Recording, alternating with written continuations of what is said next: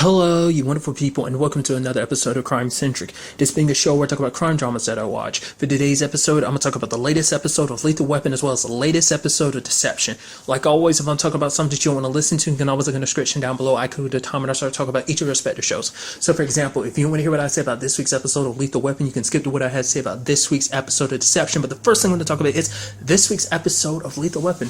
A great episode. I like the overall theme of this episode. It's kind of all like, obviously, the different parenting styles, but also trying to be a parent, because obviously you have Roger being very hard on Rihanna, but you can also understand why he is, because it's like, as a cop too, it's like, for him, he has that dual side of having a cop brain as well as a father brain, and just like he's very protective of his little girl. Just like he doesn't like, it's these small little things she does, but eventually it'll build up. But it's kind of interesting because later on in the episode, they kind of have a flip flop where like Trish is the one that's more lenient about the whole situation, because it's like, okay, you don't want to get on her case about everything. But obviously Trish kind of steps in when it's like, okay, at first, because she was like, okay, Roger, you might be overreacting to these little things here and there. Sure, there were some problems. Yes, she was a little late for curfew. Yes, she should have called us, but you shouldn't overreact, because then Rihanna's going to kind of lash out when it comes to you should only come down on her when it comes to bigger things. But obviously Trish kind of goes like, Trish has to kind of unfortunately have to play bad cop later on, which she's like, I don't want to play good cop, bad cop. It's like we kind of have a united front on this, but it's just because of like, after everything Rihanna did in the episode, she lied multiple times. She lied about where she was at the beginning of the episode. Later on, when Riggs was chasing that dude down, busted through the projector screen, and it's like, oh, there's Rihanna on a date with Jesse, and it's like, aren't you supposed to be grounded? And I love that he says that and immediately go back to punching and knocking the guy out. So that was kind of interesting. I also felt bad for her because her friend Phoebe was the one that kind of was the big troublemaker. But to Phoebe's mom, she was like going like, no, it's Rihanna. Rihanna's the one that does all this and that. And like, which is kind of interesting because later on, Jesse kind of, Phoebe's brother talks about the fact is that honestly, the wild card is kind of Phoebe, because she's the one that does all that type of stuff. Because it's like, well, my mom is like super, it didn't seem like, well, I think probably a combination of hearing what Jesse had to say, plus like it seemed like that whole aspect of like their mom being kind of hard on her kind of glazed over him. All he focused on was like, oh yeah, Jesse, he's a good kid. He said Rihanna is actually a good, she's a good kid too. Like I think it probably registered, but I feel like he didn't really comment on it too much. But the fact is, because her mom is so on her all the time, it makes Phoebe kind of want to lash out even more and kind of do the things that she does. So, which is so interesting because she made it seem later on like she was telling Rihanna like, oh, don't tell your dad about this and stuff like that, which is like, you literally narked on her to your parents, talking about the fact, your mom in particular being like, oh yeah, like Rihanna, like making it seem like Rihanna was the one, like she kind of played victim and stuff like that. To be fair, she's a kid, which all kids were, when everyone was at that age at one point in time, we were dumb idiots. Like you do stuff and you don't want to get in trouble, so you make up lies and excuses. You try to shift the blame on other people. That's what Phoebe tried to do. And I don't know, like I said, I think Rihanna was just in that like rebellious phase. It's like, yo, this is my friend. It's like, yeah, she might be a little bad, but she's cool and let's hang out. I think that's kind of what drove her to kind of act out the way she did, like sneaking out of the house like she did later on, even though she's already in trouble. I guess she's like, oh, it's no big deal. It's like, which I get it. Some healthy teen rebellion is, well, healthy. So, I mean, like obviously this all plays into the plot because Phoebe and Tyler breaking into that dude's house, Randy. Basically, he was basically using his stepdad's business as a front, and that's something Riggs kind of gets on him about. It's like, you didn't stop him. It's like, you knew what was going on, but you didn't want to have anything to do with it. He's like, I didn't know how to be a father to him, which kind of coincides with what Riggs' whole storyline is about, because it's him struggling to find that balance. Because obviously he sees like Roger handling things the way he does, so he's trying to handle, because the sad thing about Riggs' situation is because he doesn't know how to be a father. He never had a chance to with his own child, and Ben's already grown up too, so that makes his situation even different from Rihanna, because Roger and Trish raised her together, so it's a complicated situation because you're already coming into this relationship with Molly and Ben. Ben's never really had much of a father figure because Jake's never really been around because of the whole criminal life and everything. But, also because for Riggs, and this isn't the first time he did it, because in this episode, you can definitely tell he's overcompensating. He's trying so hard to fit the role of a dad that he kind of overcorrects, because he's done that before. because he's trying so hard not to be the father his dad was, that he kind of, because, you know, 'cause when he sees Ben gets hurt when like he tries to play ball with him and Ben gets hurt, it makes him remember what happened with his dad. Like his dad got super pissed at him because his dad would like snap at him for every little thing, calling him weak because he didn't do well in the game. But his dad, he couldn't focus because his dad was there staring him down. So his dad swinging a bat around and end up sending broken glass into Riggs' face. But then he pulls out just like, oh, look at you, you're soft. Like, just like I said, just like your mom. And it's like, yeah, it's just like more and more you see with Riggs' dad, you're just kind of like, man, his situation severely sucked. Like, it's when you look at it, it's like there's no way it couldn't have gone any other way than what it went down. Because there's even a point with like young Molly, it's like, you need to get out of that house. He will kill you at one point. But Riggs is like, it was an accident, Molly, like the whole glass. But, you know, hearing Molly say that, you know, present day being like, oh, it was an accident. You don't have to worry about it, Riggs. I know that and Ben knows that. But for him, it made him scared because it's like, what if I'm like my dad? Like, no matter how much I try, a little bit of who my dad is, it will always be in me. It's kind of what his, you know, I think his thought process was. And like I said, it's kind of sad. But I think, you know, it's kind of interesting because he actually kind of sat down and talked to Ben about it later on. He was like, no matter what you decide you want to do, you know, whether you want to keep doing baseball or not, that's up to you. I just want you to be happy. I will be right by your side no matter what choice you make. So that was kind of beautiful, him kind of like putting all his insecurities and his worries behind, and just, you know, because even Molly said it, it's like, when the time comes, it'll come to you. Which I do appreciate that too, being an aspect of this episode, because you have everything kind of being full circle in a positive way. I mean, both in a negative and a positive way, with like the way like Rick's story plays out, because you see the stuff of the past as well as where they are now. It's actually kind of super sad because when he was younger, like Molly's like, oh yeah, she wants to be potentially like an astronaut, like the first lady to Mars or something. And then like she's like, Riggs, what do you want? He's like, family, you know, a child to kind of play, you know, baseball with like go to games with and stuff like that. And she's like, really? That's all you want? You could have anything in the world and you want that? And for him, he was like, yeah, because for him, that is his Mars, because he didn't think that was kind of like ever going to be potential for him. And it's like, you see the look on Molly's face, like, that is sad as fuck to like hear him say that, just because like to him, having a family and having this happy, healthy like family is on the same level as like going to Mars for someone, and just like how that is in this head, which I guess that makes why losing Maggie and not Maggie, sorry, Miranda, because I was confusing the actress's character on Supergirl when I said that, sorry, but losing Miranda and the baby, I think that's even more so why it hit him hard, because he had what he didn't think he'd ever have. So I mean, obviously it's just a tragic situation anyway, but I feel like it doubly hurt him because of his own upbringing. You know, it's like he never thought it'd be possible, and he actually had it, you know, so.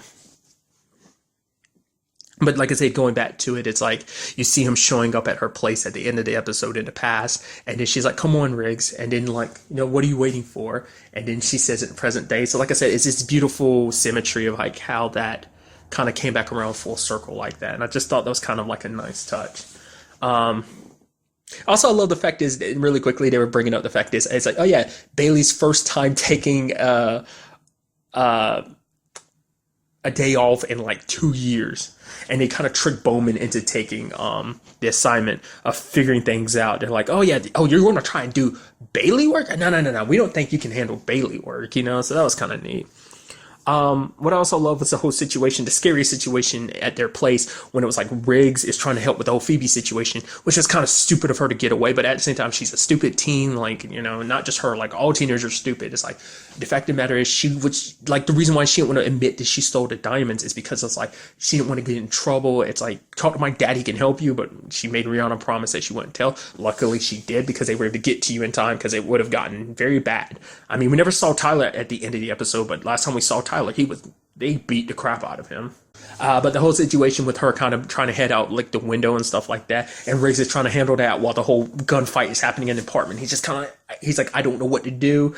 And he's trying to help her while also at the same time Roger's fighting, and that dude's it's like, oh God, I was like, because I was thinking in my head, I was like, oh, is that God, what's his name? Jesse going to pick up the gun? And I was like, oh God, this doesn't look bad, because Riggs is holding her with one hand and then holding the gun at the guy, and it's just like, oh god, Roger's about to get stabbed in the neck. Luckily, he was able to shoot the dude and able to pull Phoebe in immediately. So I was like, that was a very precarious situation. And I love the fact is he's like, no, I'm gonna catch you, and he's about to reach out. She's like, don't touch me. He's like, okay, go at your own pace. I mean, honestly, it'd be a little better if you went a little faster while everything was going down. Like I said, it was crazy circumstances. So luckily, everything played out very nicely. So. And I also got to admit, I also appreciate when Riggs was playing, like I said, overcompensating when he went to go deal with the coach and ended up not inadvertently arresting him, because it's like the coach basically said something to him he didn't like, the whole aspect of like, oh yeah, like, well, maybe your son's just not good at sports. Maybe you should just, find something else that you like painting. I guess because it's like, well, baseball is kind of Riggs' thing, but I guess like, maybe it kind of became his thing because his dad kind of pushed it on him. I mean, I'm sure he liked it already, but I think like, he might, maybe he enjoys it a lot more to kind of overcompensate for the fact is that his dad kind of ruined it a little bit with just kind of like the way he handled things back then. And maybe on some level, that's why he was trying to push for Ben to have. I mean, obviously that be something that they share, but also because it's like, no, this is a sport I love, and I want you to love it, because it's like, oh yeah, like we can add some positivity to this sport that I might have slight negative association with. Like I said, I don't know if that's ever taken away from how he feels about the sport. The whole situation with his dad getting like super aggro about every little thing like that. Once again, it's that situation, and that still hasn't come back up. It's like, I don't know if, like, after Riggs situations, I don't know if I'd be able to forgive, like, if I was in his situation, my dad, and he was like that, I don't think I'd be able to ever forgive him. But we see Riggs in that position where he's, especially having that nurse being like, if I were, if it was my dad, I'd do this and that. It's like, but you don't know what kind of monster that dude has been. Yeah, he might have changed a little bit in that time, but even then, we still don't know. Like, it could all be a front. It could be a situation, like, and that's something I brought up before. Maybe it's a situation of the moment, he gets back in Riggs' life that he slips back into.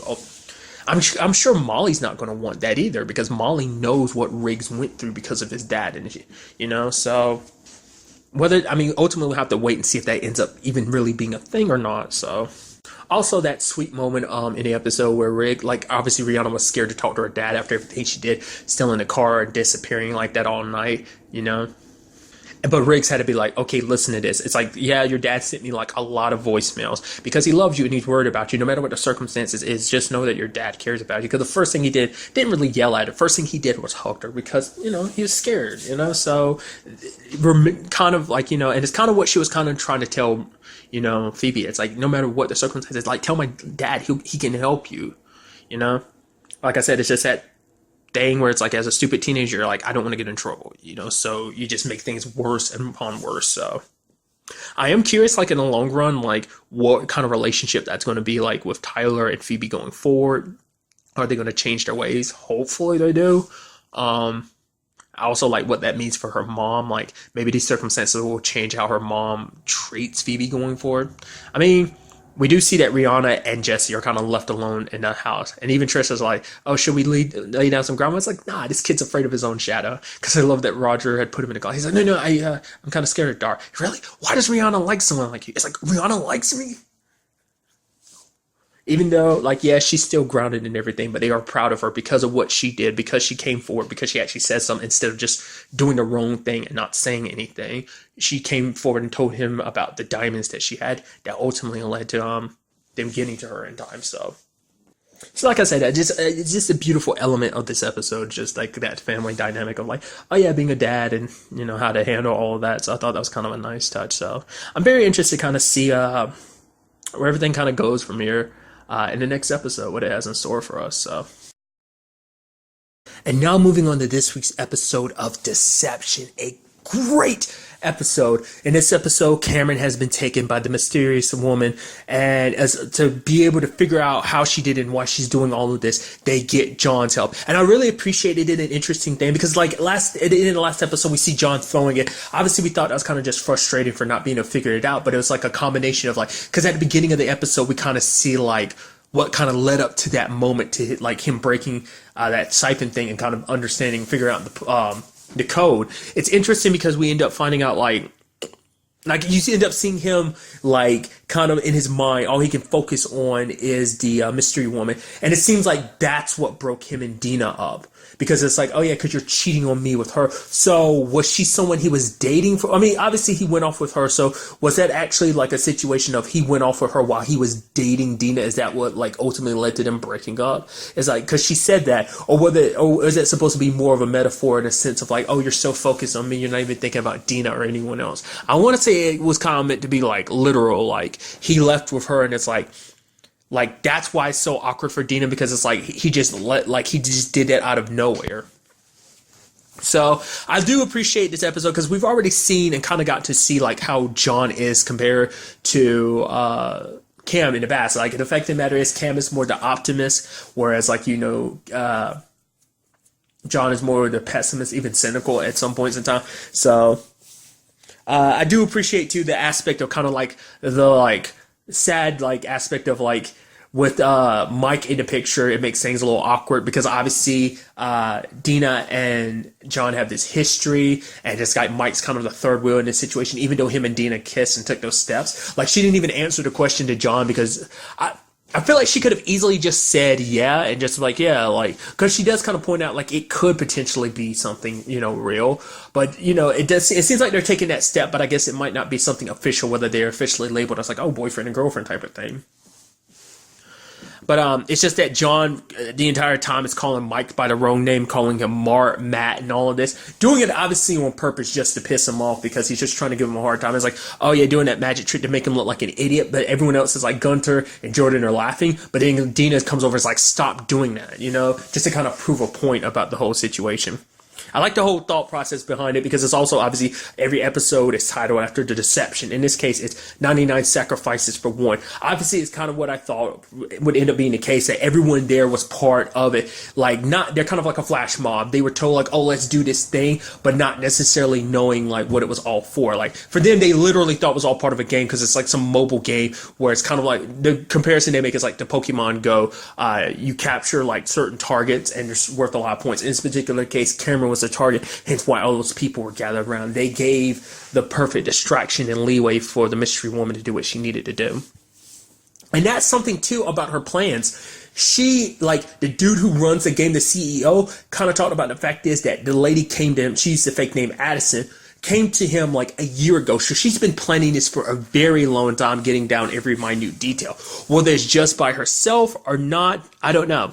Because part of me was wondering, like, because obviously my thought process before now has always been, like, the reason behind her doing all of this, it has to be something connected from Cameron's family to hers. Maybe it's some kind of magician thing. But, like, when they were talking about, like, the riddles in this episode being connected to, like, some patient, obviously it ends up being like a Rockefeller who was a patient. He wrote riddles on the wall, wrote stuff on his cell walls, and what John talked about, it's like, oh, he's so full of anger he didn't feel like he belonged here. Immediately my brain was like, oh, so could this be the connection? I was like, is she connected to this Rockefeller dude? And the fact of the matter is Cameron's family, whether it be his dad, obviously with the timing it's like further back, but someone in Cameron's family, whether it be like a great-grandfather or whatever, like unlawfully had him put in that place, and that's what this is all about, like her exacting her revenge. Because there are certain aspects to this she couldn't, because she's smart, but it doesn't seem like she's as smart. Because once again, it's like she doesn't have like the smarts that Cam and John have when it comes to this whole like magician stuff. So like when it comes to solving riddles, they're able to kind of see patterns that she can. So I'm thinking like she might not have the talent for magic. She might, like I said, she might come from a rival like magician family, but she doesn't have the talent like Cam or John does. So she needed them to help her. She needed John in particular to help her solve the riddle. And the interesting thing is too, because we kind of see that aspect of John, him losing control, because for him, like all he can focus on is the why and her. She's like almost, kind of feeding into last week's episode, not last week, Sunday's episode about obsession. It's like, well, she's become his, and even going to the point that he pulled a gun on her, was going to shoot, which Kay had to stop him, because it's like, he's like, I would have had her. It's like, no, you would have killed her. It's like, so what? So what? Your brother is still missing. It's like, did you even think about it? And he admits, no, he didn't. He was so focused because he hates her so much for what she did, turning their lives upside down. And they still don't know why. And he was like, because of that, like he was so focused on wanting her dead, it didn't matter. Nothing else mattered. And it's like, she would have been the only one who knew where your brother was. To be fair, it makes you wonder, like, if the situation was reversed, like, would Cam have ended up the way he did? Like, is this just an aspect of who John's always been that's just kind of gotten, boosted because of his circumstances? Or is it a situation of, like, it's just these circumstances themselves that kind of molded him into who he was? Because we, as the audience, have never really got to know John outside of these circumstances, got to really see who he was, because John also comes from the circumstances of always being in the shadows. Like, no one knew he existed. He could never really have a life of his own. His life was kind of always tied to Cameron's because of this whole, like, secret and the tricks that they pulled and stuff, like part of the whole performance and everything. So because of that, he always kind of had to hide in the shadows. No one can know that he existed and stuff like that. It's a very lonely existence. So, which kind of fits with the whole, like I said, because it does seem like it does lead to a little level of resentment amongst, between them, the siblings, about that whole avenue of their life and stuff like that. So, also got to give it up that, like, well, not give it up, actually kind of, like, Gunter and Jordan, I don't know why they're kind of such assholes about that whole situation. Like, Jordan being like, oh yeah, I know what you're going through. Oh, it must be awkward seeing those two in the same room together. And it's like, oh, I see what you're trying to do here, Mike, trying to create a fourth. It's like, why do you have to, like I said, he threw that, like, I don't know whether he at the time, like, legitimately in the previous episode didn't know about how Mike felt about Dina or Dina felt about Mike.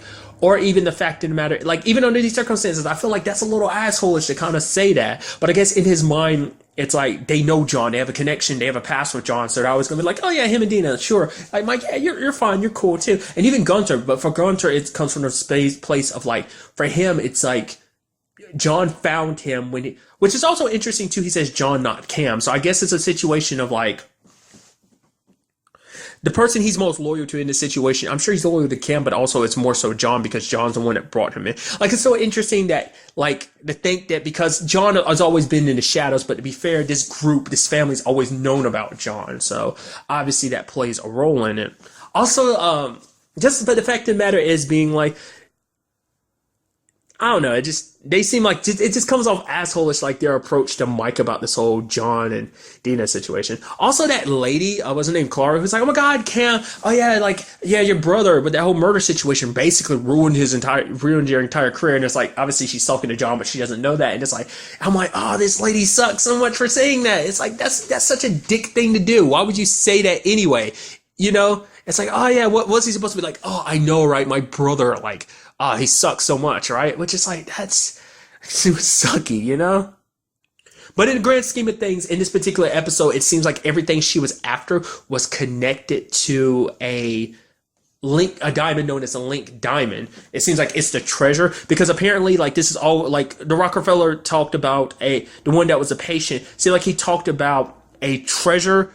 He talked about something that was a key to an even bigger fortune. So I guess, like, the link is the key. Because once again, like, we do know that her and Bishop were collecting things so they could return them, is kind of what the whole point they were trying to make. But it's like, is that what this is about too? Is this about collecting a fortune that was stolen? Once again, is this like, is like Cameron's family of magicians stole a whole bunch of stuff and hid it away, and now this other group of magicians, families of magicians, have come together to exact revenge against. Like I said, is that legitimately what this is all about? That's what has been my thought process for a while, since, like, even the first episode. That's kind of been my thought, that that's what this is about. So we're still nowhere closer to figuring it all out. I am curious, though, because we sadly end up finding out at the end of the episode that Henri was actually Cam the entire time. I had a feeling, but no one else really knew. I was like, the moment, like, he was punching, once John was punching him, I was like, okay, this is for Jordan, bam. And this is for Mike, which I was like, oh, you got his name right this time. That's kind of sweet. Because no matter what, he really recognizes the fact is that they both care about